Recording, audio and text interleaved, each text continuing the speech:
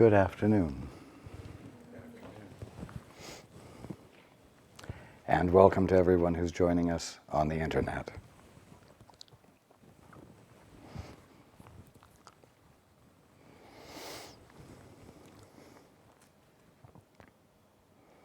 Before we begin, I want to back up just a little bit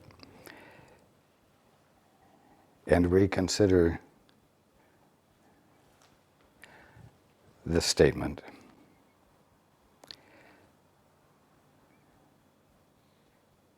A meaningful curriculum cannot be consistent. A meaningful curriculum cannot be inconsistent. If it is planned by two teachers, each believing in diametrically opposed ideas, it cannot be integrated. If it is carried out by these two teachers simultaneously, each one merely interferes with the other. This leads to fluctuation, but not to change.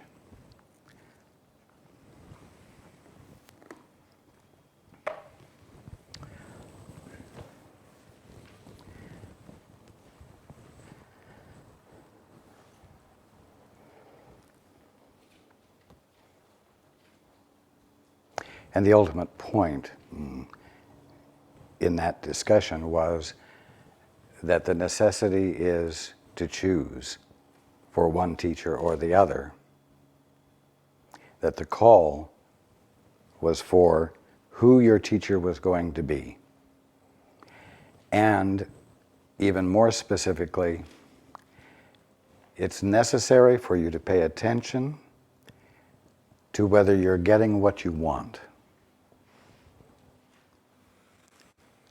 Because if you're not getting what you want, then you need to stop listening to the teacher who brings you those kinds of results.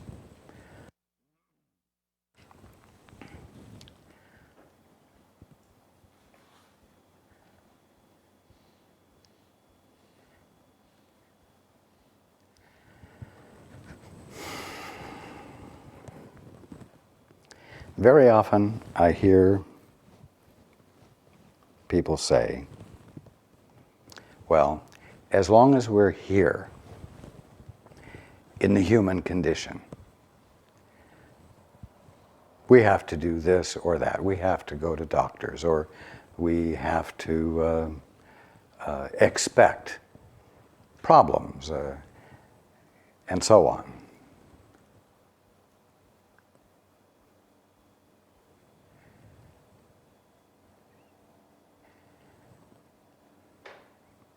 And I keep saying this over and over again. There's only one thing available to you for you to experience: reality. There is only one thing going on: the kingdom of heaven. It really is necessary for you to get this point under your belt and into your mind.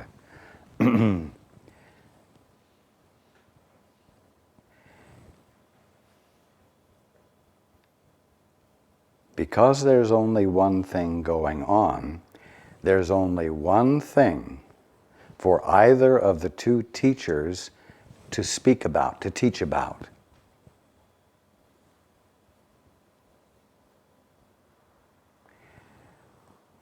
The Holy Spirit teaches about the kingdom of heaven and illuminates it to you. The ego, the voice for fear, teaches about the kingdom of heaven and calls it the world, the human condition, a physical manifestation of a Big Bang, evolution, and so on. But both teachers are talking about the same thing. depending upon which teacher you choose to listen to, you will have completely opposite experiences. But the opposite experiences will be here in the middle of the kingdom of heaven, and will be happy, pleasant, fulfilling, or miserable, deteriorating, chance-filled experiences of the kingdom of heaven. You are not here in the human condition. You were not born into the human condition. You are not a spirit that was born into a physical experience. You are the Christ, uninterruptedly, unchangeably, listening to one or the other of the two teachers, and experiencing the kingdom of heaven accordingly.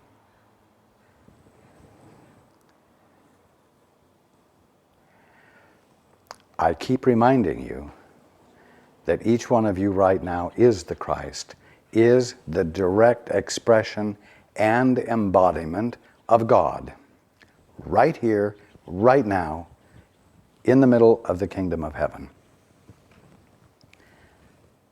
I keep telling this to you because it's so easy for you to just slip back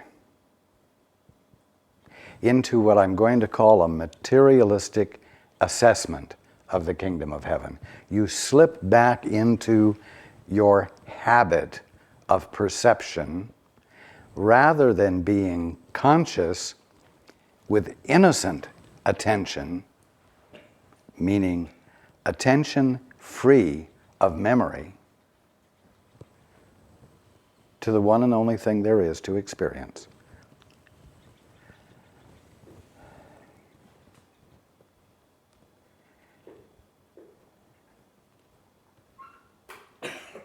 Now,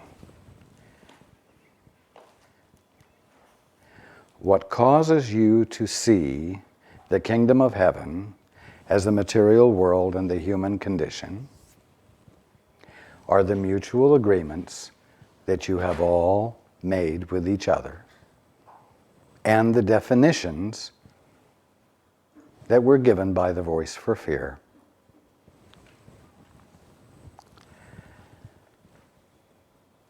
You need to challenge these. And you especially need to challenge them when you are dealing with mutually agreed upon definitions that have become institutionalized.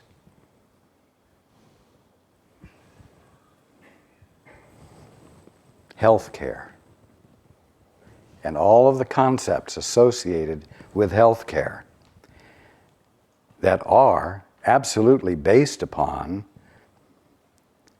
the belief that you exist in a human condition, in a material world,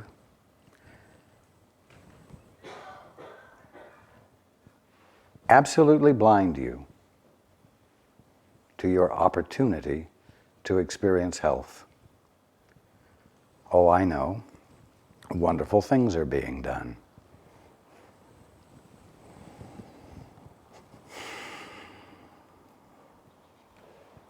And I'm not challenging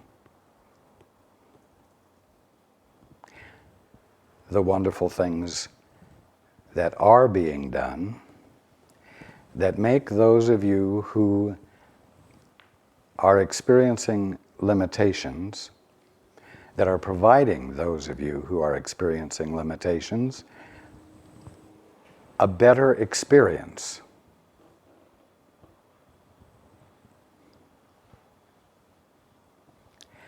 But God isn't in the picture anywhere. It's not a part of the theory. It's not part of the definition of you. And therefore, your association with institutionalized health care concepts, definitions, and mutual agreements do not lead to correction, do not lead to healing, do not lead to the eradication of what?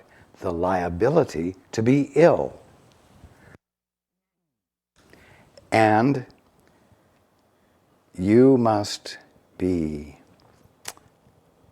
awake enough to not just treat the medical profession as though it's God, even though it speaks with the authority of God.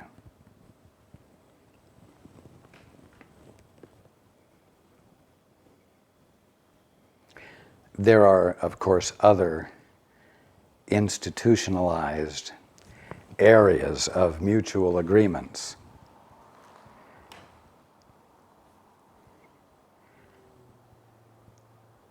And what I want to point out to you today is that if you're going to break the old habits, you're going to have to start disagreeing with the institutionalized concepts and agreed upon definitions.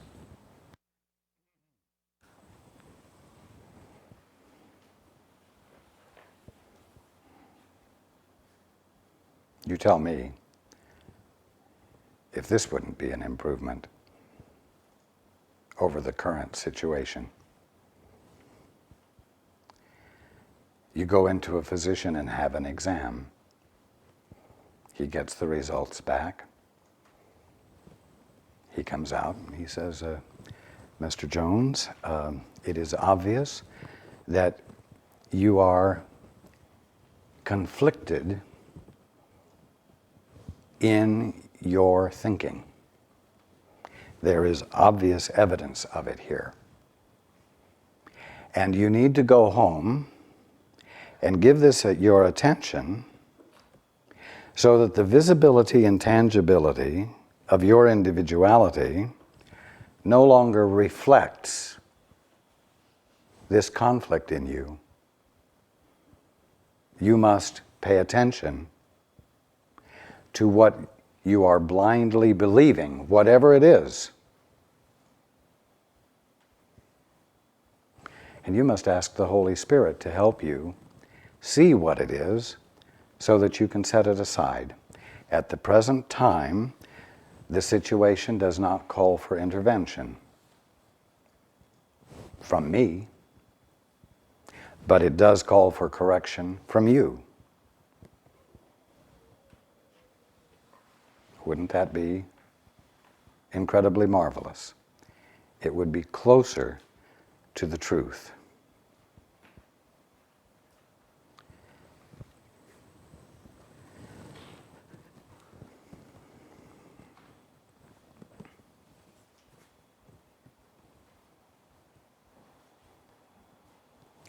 I'm not telling any of you not to go to a physician or not to have a physical exam or not to get a medical opinion. But I am saying this, that the teacher that physicians are allowing to teach them is not the teacher you have chosen if you're on the path of awakening. And you must understand that if you go to them, you are going to get assessments that do not express the truth about you that will heal.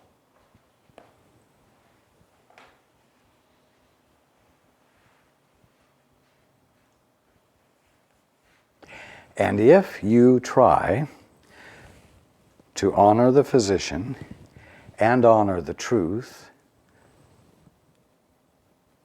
you're going to have conflict. You will have fluctuation, but you won't have change.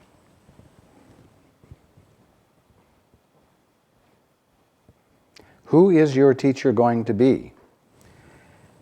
Now, if you're going to go to a physician and you're going to value and honor what the physician says, understand who the teacher is that is finding expression through the physician's words. And know which teacher you are choosing to honor. Do it. Clearly, do it. Honestly with yourself. And make a choice. Because you do not want to introduce fluctuation without change.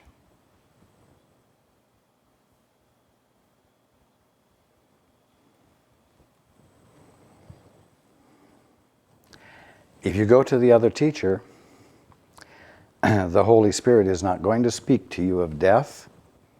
The Holy Spirit is going to speak to you of who you are. The present, direct expression of God, the Christ, using his mind well or poorly, and will address the need to change your mind so that you are using your mind well, and so that you are choosing for your peace, so that you have available to you an experience of singularity instead of conflict, which is naturally going to find expression in the visibility and tangibility of you called body as unconflicted functions or healing.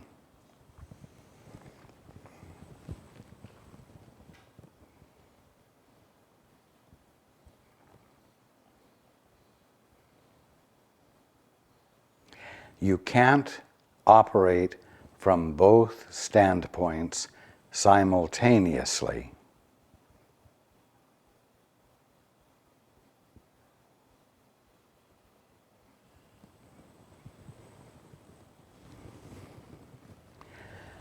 Now that might be hard to take, but it's the truth.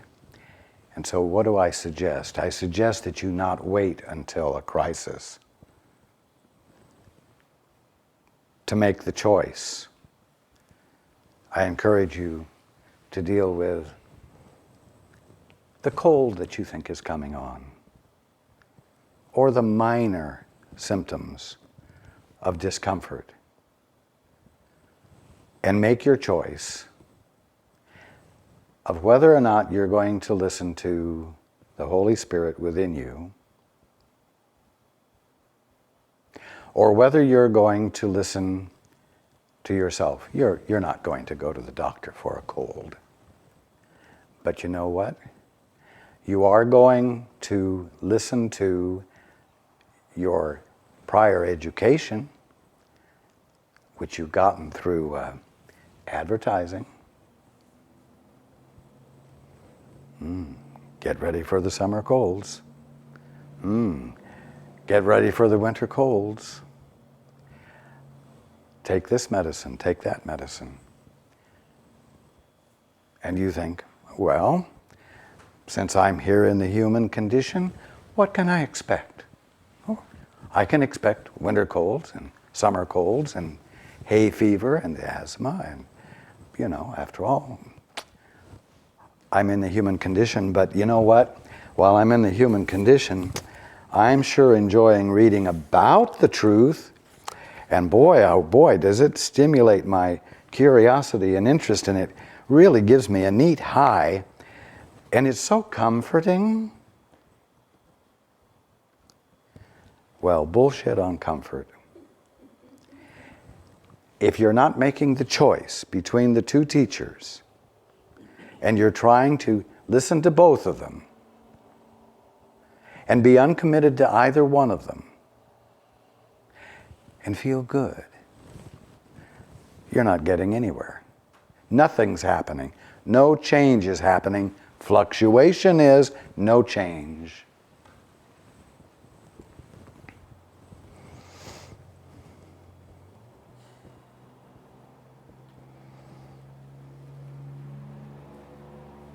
Your body is the visibility and tangibility of your individuality. Your body is not matter, it is the substance which is spirit.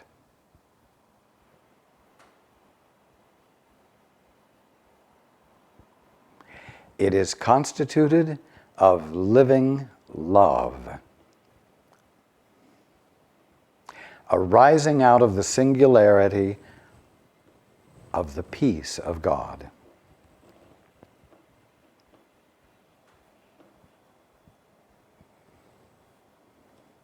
If you listen to the voice for fear, you're going to be in turmoil. You're going to abandon your peace. The result will be that you abandon singularity and you embrace confusing, opposing dynamics. As long as you are choosing for that teacher, you're going to have evidence of the choice. Your perception is going to be confused as well. But what's your confusion about? It's about the only thing going on, reality, the kingdom of heaven. Because whether it's the voice for fear or the voice for truth, the only thing they have to express anything about is the only thing available, the kingdom of heaven. If necessity, let us say injury or accident, puts you in a position of needing physical correction, the sewing up of a wound, a cut, or whatever, realize that when you go into the medical environment, you don't have to see it as a medical environment, because all there is to anything happening there is the kingdom of heaven, seen clearly or not clearly. But understand that those that are there who will be treating you and expecting you to honor their decisions are not listening to the voice for truth. They're listening to their best judgments based upon a faulty premise that you're just a physical organism, a piece of meat, in so many words,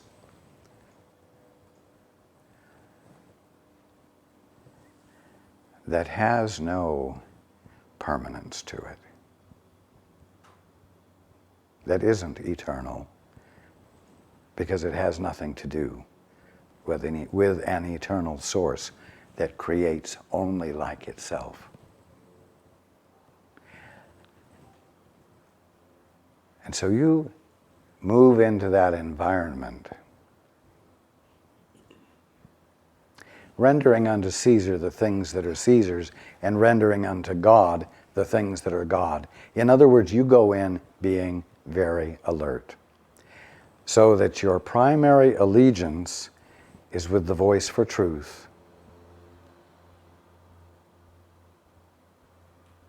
Because it will tell you what will lead to correction, redemption. Not just making the best of a bad situation.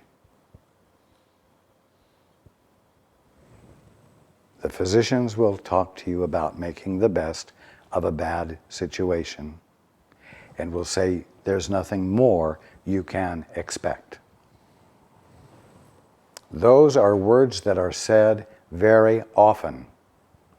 And those words, if you are honoring the source, will cause you to forget that you have an option that goes beyond making the best of a bad situation. and you will go to sleep, and you will forget to expect a miracle. So you must be very alert so that you don't buy into the belief system of the ones who are perhaps providing you with very beneficial help. If I may put it this way, every single one of you can go and learn transcendental meditation. But it's not necessary for you to adopt the whole thought system behind it. So you can go and you can have a wound stitched up, or a bone set,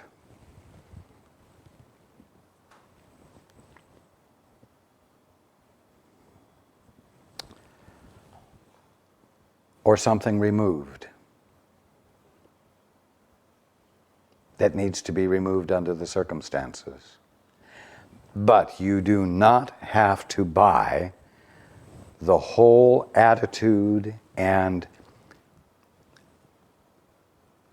physical,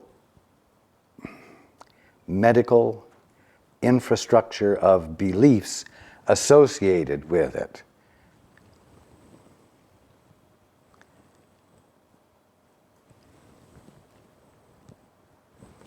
You can remain joined with the Holy Spirit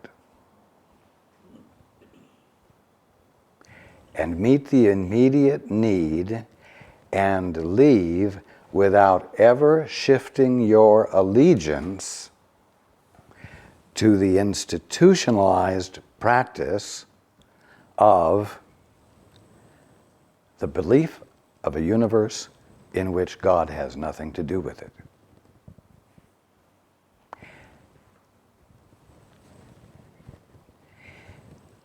This is just an example, but it's a very practical rendering of the meaning of the fact that if you employ both teachers simultaneously, there will be no change, there will be fluctuation, there will be no correction.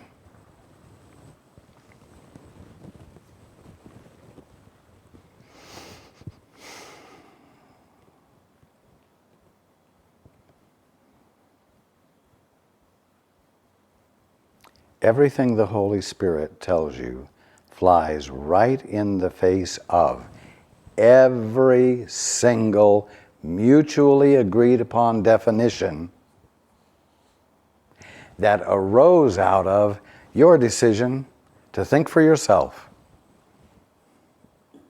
and to be independent of your source.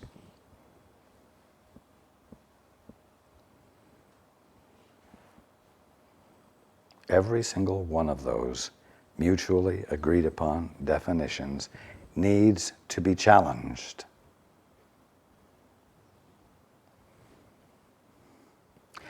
Now, this doesn't have to be a huge battle or war. It's as I've said before, you look at the glass or the mug of water and you say, what is the more of what God is being here that I'm not presently seeing? That's how you challenge your very definite beliefs about a glass mug of water. And you have them.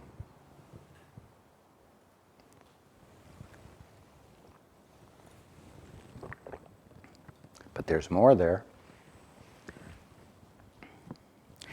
So you start being curious. You say Father, or you say Holy Spirit. What's the more of what God is being there that I'm not yet seeing? When you ask that question, you're withdrawing your allegiance from your current best definitions of it, thereby weakening their control, you might say.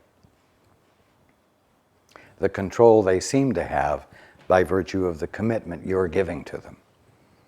when you say, what's the more of what God is being there?